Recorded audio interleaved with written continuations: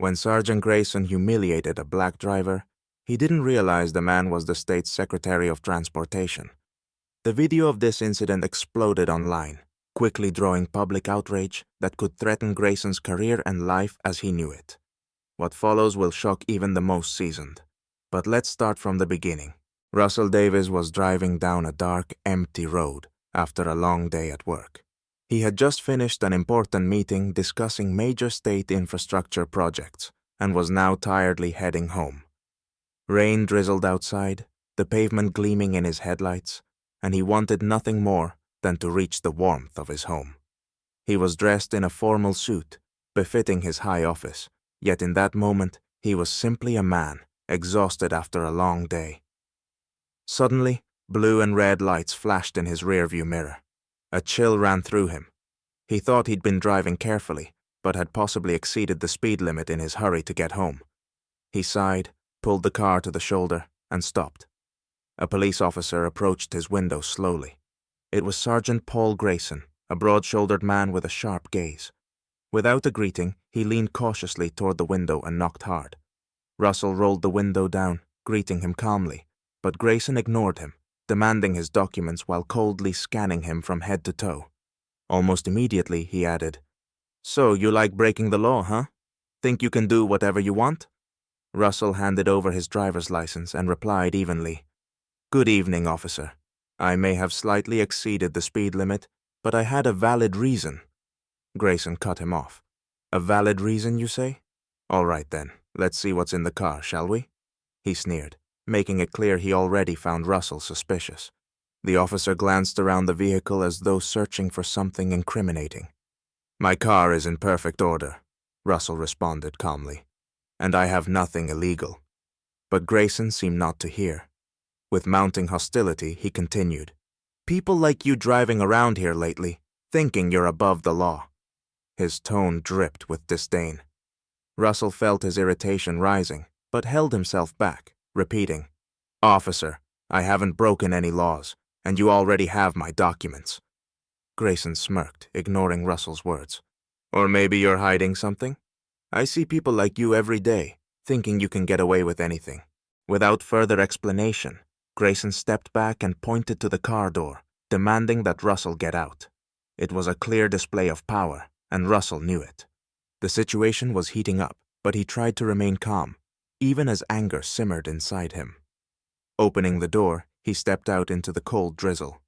Grayson frowned, scanning him from head to toe as if assessing a criminal he'd just apprehended. "Hands on the hood. Too many smart types thinking they can do whatever they please around here. You're a secretary or something, right?"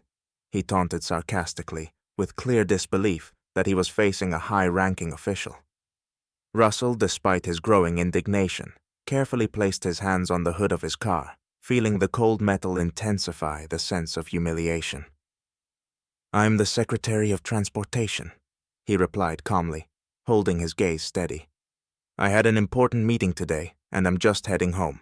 Maybe I briefly exceeded the speed limit, but that doesn't justify this treatment."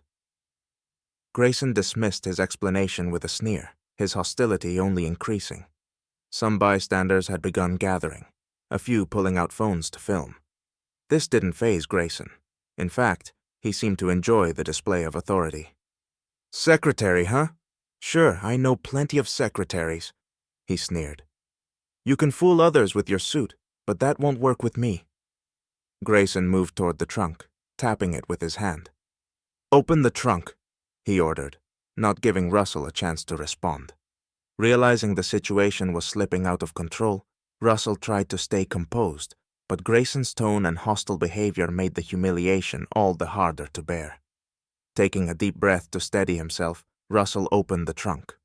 Grayson began inspecting the trunk slowly, clearly dragging out the process for the onlookers, who were now recording the scene. His actions were deliberately demeaning, as if trying to confirm his prejudices. Every gesture radiated disdain and a refusal to see Russell as anything but a potential criminal. Unable to hold back, Russell addressed the sergeant again. "Officer, there's nothing illegal here. It's just a speeding issue, but you're turning this into a public display." Grayson looked up, sneering. "A public display? I'm just doing my job. Think you're above the law because you have a fancy car and a suit? People like you don't belong here. He sneered again, raising his voice to ensure everyone could hear. The bystanders, gathered in a small crowd, were stunned by the scene. Some whispered among themselves, while others openly scowled at Grayson, a few continuing to film. Russell, standing under the cold rain, realized this was no accident. It was an attack on his dignity and professional reputation. He knew he would have to take steps to prevent this kind of prejudice and humiliation in the future. Grayson slammed the trunk shut, but his confidence was visibly faltering. He stood for a moment, seemingly collecting himself, when a second police car arrived. Out stepped Officer Jacobson, young, well-groomed, and self-assured. He approached, taking in the situation, and then froze as he recognized Russell. "Sergeant Grayson," Jacobson began, trying to get his attention.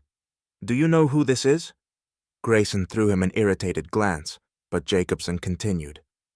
"This is Russell Davis. He's the Secretary of Transportation," he stated loudly enough for both Grayson and the gathering crowd to hear. Jacobson's words cut through the air like a shockwave. Grayson froze momentarily. A flicker of displeasure crossed his face, but he quickly tried to collect himself, now struggling to maintain his composure as he saw the situation slipping from his control. "Oh, Mr. Davis, my apologies for the thorough inspection," he said, his tone shifting awkwardly toward professionalism. "Just standard safety measures. We have to maintain order, you understand," he added, attempting to disguise his discomfort. His face flushed, and he avoided eye contact as his eyes darted around the crowd. Meanwhile, more onlookers gathered, whispering among themselves, some recognizing Davis as a high-ranking public official.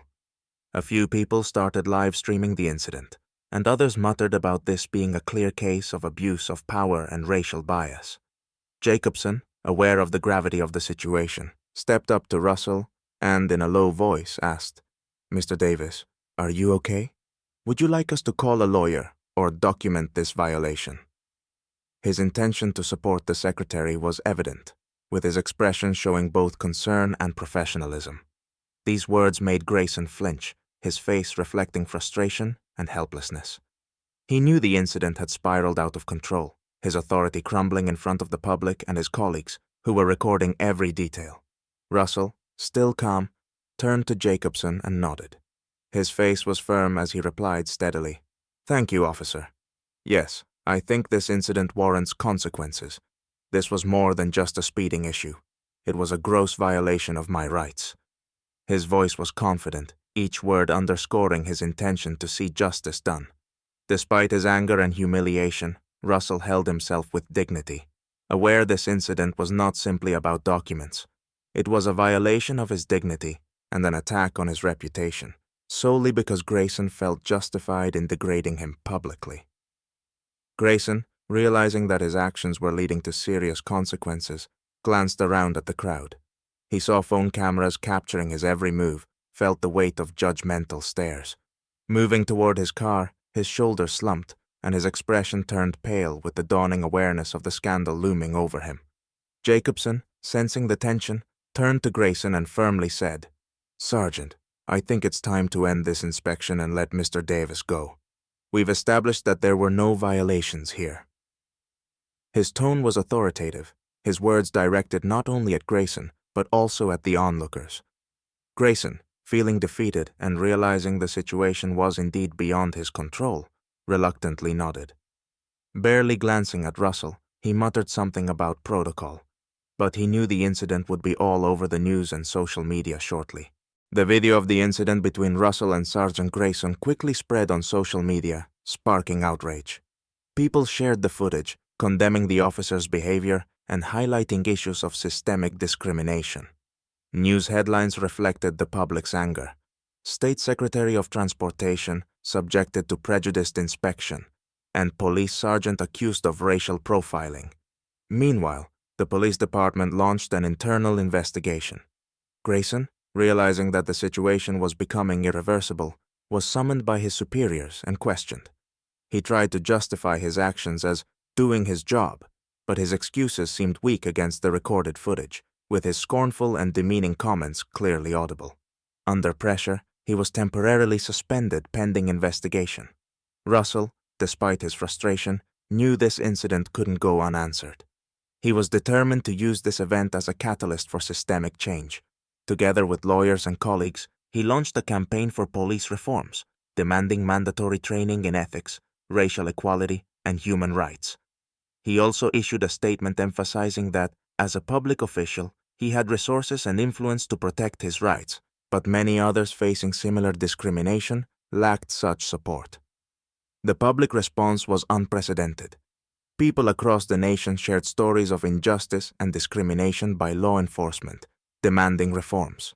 The police department, under intense scrutiny, announced new programs and a re-evaluation of citizen interactions. Grayson, facing severe humiliation and suspension, realized the full weight of his mistake. Once confident in his authority, he found himself alienated among his colleagues, some openly criticizing his actions and recognizing the stain it cast on their department. This inner turmoil forced him to reconsider his approach to his job and public service.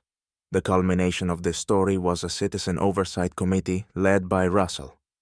This incident spurred a series of policy changes aimed at reducing bias and increasing accountability. Grayson was mandated to undergo retraining and publicly apologize for his actions.